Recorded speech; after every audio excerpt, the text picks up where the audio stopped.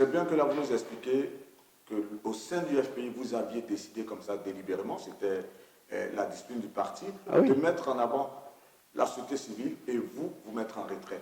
Mais comment est-ce que vous, en tant que secrétaire général de la jeunesse du FPI, et Marie-Odette Lerouillon, c'est vrai qu'elle n'est pas là, mais comment est-ce que vous aviez vécu cela? Le fait de voir le leadership affirmé de certains leaders de la société civile comme Charles Bégoudé, Grébré, Geneviève, comment est-ce que vous avez vécu tout ça? Personnellement, j'ai vécu en très bonne intelligence à Eblé. Et jusqu'aujourd'hui, on en parle. On en parle parce que le poste ne donne pas la valeur. C'est l'homme qui donne un contenu au poste. On peut vous nommer partout. On dit, bon, vous êtes nommé premier d'un groupe. Si vous n'avez pas les qualités pour être le premier du groupe, le cinquième du groupe va prendre la place. Donc, j'ai travaillé normalement, mais avec toute la détermination. Et je m'arrangeais à être en phase avec Blé. Lui aussi s'arrangeait à être en phase avec moi. Parce que si nous deux, on s'était retrouvés à couteau tiré, le résultat de la lutte, de la résistance, n'aurait pas été ce qu'il fut. Donc, il fallait faire... Quelquefois, on n'est pas toujours d'accord sur les mêmes choses. Et c'est tant mieux. Mais ces contradictions ont été toujours secondaires. Jamais principales. Et elles ont fait la force de votre... Et ils ont fait la force de En nos 2007, actions. vous vous retrouvez représentant du président Laurent Gbagbo lors des accords de Ouagadougou. C'était en 2007, je pense bien. Oui, fin 2006, début 2007. Ok. Comment est-ce que ça se passe, ces accords? Comment est-ce que vous arrivez à obtenir, on va dire, ce qui a pu, entre griffes, sauver en son temps le pouvoir en place? Parce qu'on a vu la nomination de Guillaume Soro comme Premier ministre, ce qui a permis d'arriver quand même à 2010 par rapport aux élections. Comment est-ce que vous avez vécu ces assises-là? Mais déjà, comme un honneur que, à mon âge, à l'époque, un président de la République constitue une délégation et parle même de vous dans une telle délégation. C'était un honneur. Et le ministre Tagro, paix à son âme, qui était le chef de délégation, a été tellement exemplaire et ouvert pour conduire la délégation qu'on n'a pas eu de problème. Il n'y a pas eu de problème entre nous. Mais c'était un honneur. C'était un honneur. C'est encore un honneur parce que quand je parle de mon CV politique, l'accord politique de Ouagadougou occupe une place de choix. Être d'une délégation présidentielle, ça m'a permis de rencontrer beaucoup de chefs d'État, je le disais. Et justement, cet accord a vu la nomination de Guillaume Soro comme Premier ministre. Si c'était à refaire, vous qui aviez pris part à ces assises, est-ce que vous auriez aimé que ce soit Guillaume Soro qui soit choisi comme Premier ministre? Mais les circonstances telles qu'elles étaient, parce que souvent, on juge l'action politique sans tenir compte des circonstances dans lesquelles on était. OK? Les circonstances dans lesquelles on était là, le président a eu une idée ingénieuse de l'avoir nommé comme Premier ministre. Maintenant, si ça se répète, certainement on ne sera pas dans les mêmes circonstances. Donc, mais au moment où on le faisait, on avait trouvé judicieux le président en tête qu'il fallait finir cette guerre, il fallait passer à autre chose. Tout a eu un temps, et donc l'accord politique de Ouagadougou a eu pour couronnement la désignation du gouvernement Soro Guillaume. Et je pense que c'était un choix judicieux à l'époque. Est-ce que les missions assignées justement à ce gouvernement, selon vous, ont été accomplies? Non. Il y a eu après, j'allais dire, un sabotage de l'accord politique de Ouagadougou. Et la preuve, c'est qu'on n'a pas obtenu l'entièreté du désarmement alors que c'était inscrit à l'ordre du jour. Mais il était bon, politiquement, que le président puisse réussir ces accords parce que, et on en parlera, ça sera dans l'école, ça sera enseigné dans l'école ce modèle. Être attaqué par quelqu'un et venir s'arranger à faire un dialogue direct avec la personne. Et vous vous souvenez qu'à l'époque, même la communauté internationale était surprise du fait que Soro et le président Gbagbo se soient entendus pour aller faire des accords à Ouagadougou. Et même dans le camp de Soro, tout le monde n'était pas heureux pour ça. Dans ces accords, justement, le nœud gordien, c'était le désarmement. Malgré que vous n'avez pas obtenu le désarmement de manière véritable, vous êtes allé aux élections en 2010. Pourquoi? Mais on ne va pas raconter les détails de ce qui est déjà passé, mais je veux dire que quand vous prenez des décisions, tout dépend de l'environnement. Nous sommes partis aux élections, c'est fini, on a eu les élections, on sait ce qui est arrivé, et je pense qu'il faut passer à autre chose. Bah, c'est le même langage. Hein. Lorsque le président Laurent Gbagbo a donné dernièrement une interview à France 24, il a dit faut faire table rase de tout cela et avancer. Mais est-ce que vous ne pensez pas que le fait de balayer cela du revers de la main souvent, c'est comme s'il y a des non-dits que vous ne pouvez pas exprimer à l'opinion? Non, mais de toutes les façons, l'opinion, c'est-à-dire qu'à un moment donné dans l'histoire, si vous restez dans les récriminations, dans les regrets, vous n'avancez pas. Le mouvement de l'histoire, justement, est condamné à avancer. Si vous restez à ruminer, vous le perdez. Or, nous sommes dans une perspective historique où on est dans un processus. À un moment donné, il faut savoir ce qu'il faut laisser. On ne l'oublie pas, mais on le laisse pour avancer. Et c'est ça qui est l'attitude du président. Il avance, malgré les difficultés, mais il avance. En tout cas, vous avez pu avancer. Malgré la crise en 2011, vous avez pu renaître de vos cendres avec ce nouvel instrument politique qui est le PPA. Mais bien avant, vous êtes resté avec le FPI, fidèle à l'idéologie FPI que vous avez reçue, on va dire, depuis la 6e. Lorsque le président Laurent Gbagbo est emprisonné, on vous retrouve avec le président Pascal Affi-N'Guessan. Toutes ces années où vous avez été à ses côtés en tant que vice-président du FPI, comment est-ce que vous avez travaillé à la libération du président Laurent Gbagbo? Le travail était difficile. Le travail était difficile. Partout, hein, c'était difficile. C'était d'abord, vous oubliez l'exil, les prisons, etc., etc., etc. Et le travail n'était pas facile. Mais certains se sont quand même organisés parce qu'il fallait d'abord fournir les dossiers aux avocats, etc., etc. Donc plusieurs fois, nous autres, à titre personnel, on a dû rencontrer des avocats pour discuter sur tel aspect ou tel aspect. Parce que quand les avocats venaient, il fallait des choses, des témoignages, etc., etc. Mais ça, c'est les coulisses d'une affaire. Donc, comme nous ne sommes pas dans les coulisses, je ne souhaite pas non plus revenir sur tous les détails sur cette affaire. Le plus important, c'est que le président Laurent Gbagbo, le président du PPA, a gagné son procès. C'est ça qui est le plus important. C'est-à-dire que condamner le président Gbagbo, c'était comme si tous les militants de gauche ont été condamnés. Le voir après 10 ans être libéré, c'est une victoire que tu ne peux pas estimer. Une victoire des forces du bien sur ce que j'ai appelé les forces du mal. D'autant plus que les choses n'étaient pas aussi évidentes. C'était pas évident du tout, c'était pas évident. C'était pas du tout évident. C'est pour ça que j'ai fait une intervention quelque part à Koumassi, dans nos fédérations, nos bases, et j'ai comparé le président Laurent Gbagbo à Ilus. Le président Laurent Gbagbo à Ilus. Ilus, dans la mythologie grecque, c'est le dieu de la ruse et de l'intelligence. C'est-à-dire que Ilus a fait 10 ans de guerre, la guerre de Troie, et il a fait 10 ans pour retrouver son village. Gbagbo Laurent a fait 10 ans dans la guerre ici, et il allait faire 10 ans à la CPI avant de retrouver son village, en évitant les pièges. C'était ça, la ruse d'Ilus. On lui tend les pièges. Les dieux lui tendent tous les pièges. Il évite ici. On le met, il sort là. On le met. Gbagbo Laurent a dû gérer sa présidence en évitant au quotidien les pièges. Et je sais de quoi je parle. Et dans le bombardement de la résidence,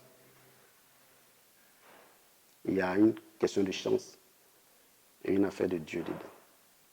Nous étions tous là. Nous sommes sortis le 10 nuit, Picasse et moi, et ils ont pris le président le 11. On a subi tous ces bombardements. Pour sortir même, je n'avais plus d'habit, j'ai porté une chemise du président Gbagbo. Pour sortir de la résidence, la chemise était plus grand que moi. C'est avec ça que je suis arrivé à la frontière d'Accra. Et c'est là-bas que j'ai enlevé la chemise et j'ai pris un tricot pour partir en exil. Un témoignage émouvant. Vous comprenez? Et donc, je le compare à Ulysse parce qu'il a évité tout ça. Il est parti lors du procès, les témoins, les ruses, les astuces, comment contrecarrer, comment éviter, il a fini tout ça et puis il est revenu. Bonne arrivée à Ulysse.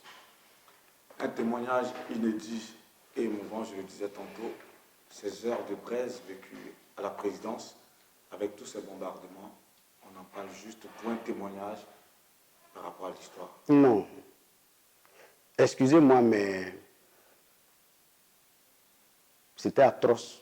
Je n'ai pas envie de revenir dessus. Excusez-moi. Avec tout le respect que j'ai pour vous, mais c'était tellement atroce que si nous voulons aller à la réconciliation, il ne faut pas réveiller et tout ça, quoi. Mais l'essentiel, c'est que nous sommes sortis de là. Beaucoup ont laissé leur vie là. Je pense au ministre Agro, paix à son âme. Et puis dit que l'essentiel, c'est que le président soit sorti vivant. Il a été à la CPI. Le plus important, c'est qu'il soit revenu pour continuer le chemin qu'il avait commencé à tracer. C'est le plus important. Le reste reste dans les archives et ça va peut-être être enseigné après dans les écoles. Le bombardement d'une résidence, d'un président qui a été élu démocratiquement, ça va rester dans les annales. Mais nous autres, qui étions les témoins de ces moments-là, il est bon, moins on en parle, plus ça vaut pour la Côte d'Ivoire. Lorsque le président Laurent Gbagbo rentre de La Haye, vous quittez le FPI avec Afin Guessan et vous rejoignez de facto le PPAC. Qu'est-ce qui vous a convaincu là à faire ce revirement, on va dire ça comme ça, à 360 degrés? Non, ce n'est pas un revirement. C'est une suite, c'est une continuation.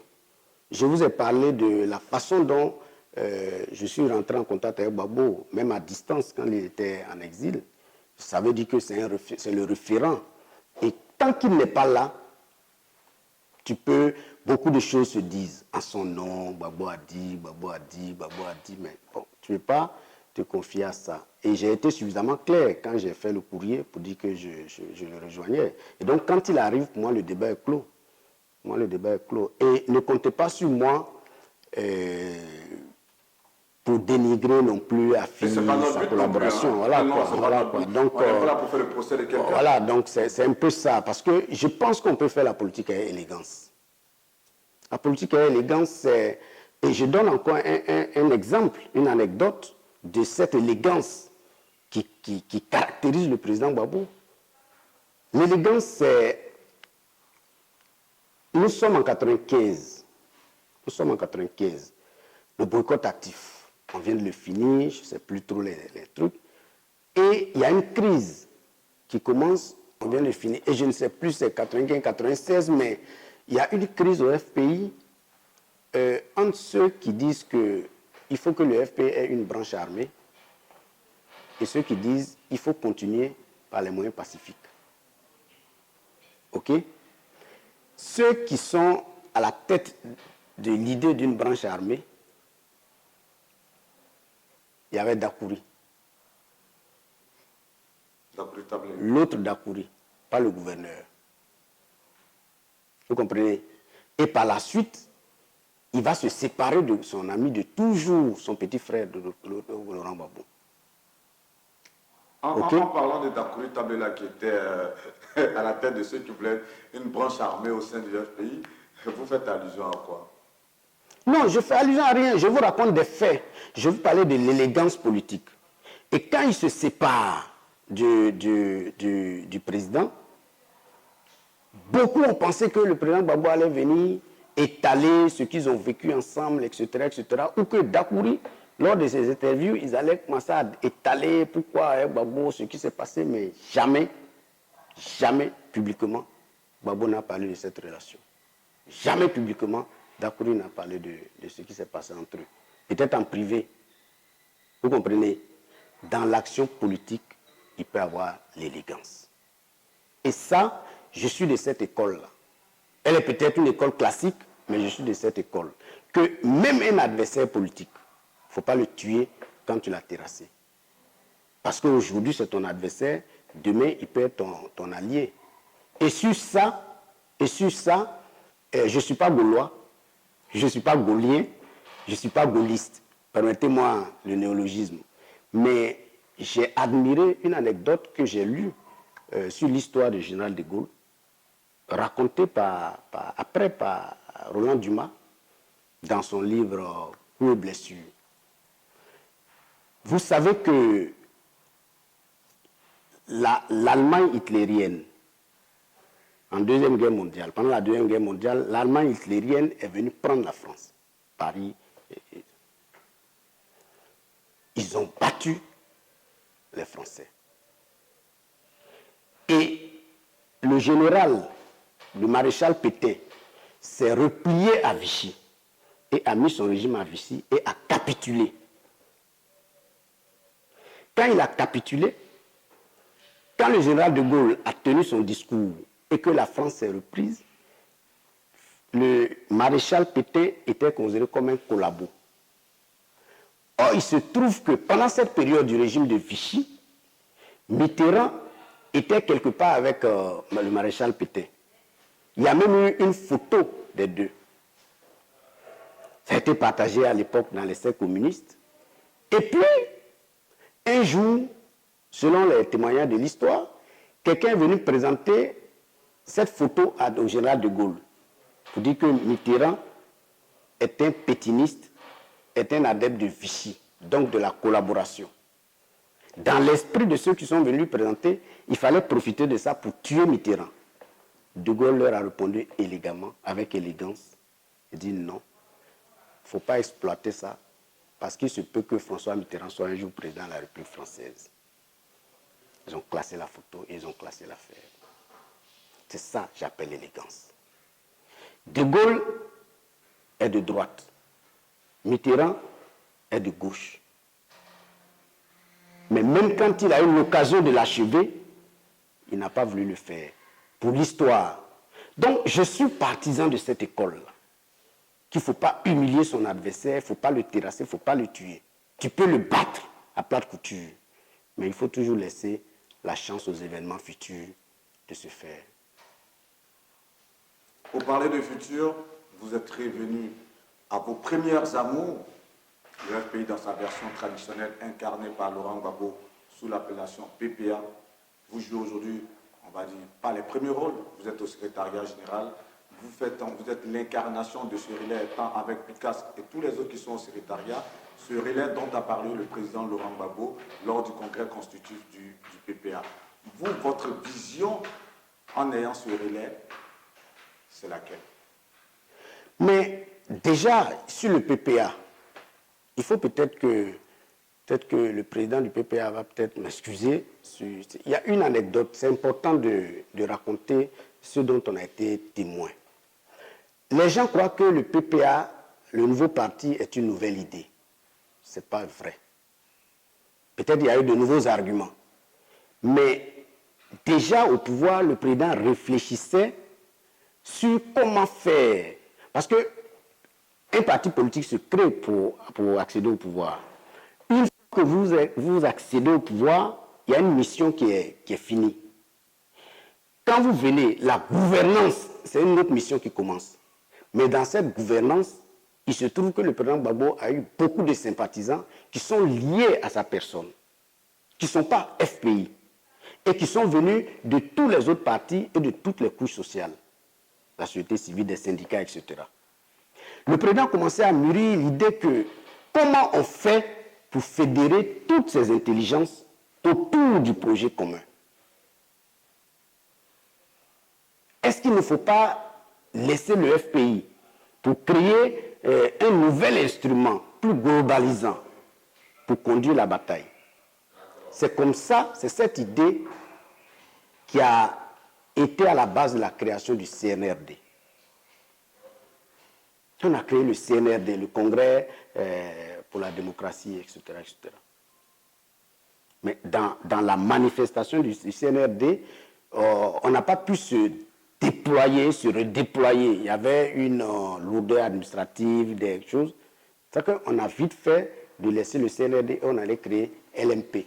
Si vous vous souvenez, c'est avec LMP on allait aux élections de 2010. Oui, en conservant les logos du Front populaire ivoirien. Vous comprenez? Donc la création du PPA, là, ce n'est pas nouveau. Nous autres qui étions avec le président, en tout cas, on savait qu'il préparait déjà une chose comme ça. Pour revenir à ma question, et la vision des jeunes... Et donc, la vision, je suis plus jeune. Donc peut-être que quand on va élire le nouveau responsable des jeunes, il faudrait peut-être faire une interview pour lui poser celui-là. Mais ce n'est pas une question de vision des jeunes. La vision du PPA a été déclinée dans le manifeste au Congrès et puis à travers les statuts et règlements intérieurs. C'est une vision souverainiste, panafricaniste. Une vision souverainiste, démocrate, souverainiste, panafricaniste. Alors, beaucoup disent, ah oui, mais, parce que les gens, bah oui, mais le panafricanisme, ça c'est un truc, c'est théorique, c'est... Non. Non. Vous êtes aux manettes, vous les jeunes, Damanan Pukas, Konaté, Navigué et autres. Quelles sont les armes que vous avez pour pérenniser le combat du président Laurent Gbagbo? Parce qu'il vous lègue, il vous fait cadeau de ce nouvel instrument politique. Quelles sont les armes que vous allez déployer pour pouvoir pérenniser son combat? Alors, donc, j'ai fini mon idée sur le panafricanisme. C'est un mouvement, une doctrine pour l'unité africaine. Le président en a parlé 2 ou 3 mots au Congrès. Mais je peux citer au moins 4 manifestations du panafricanisme.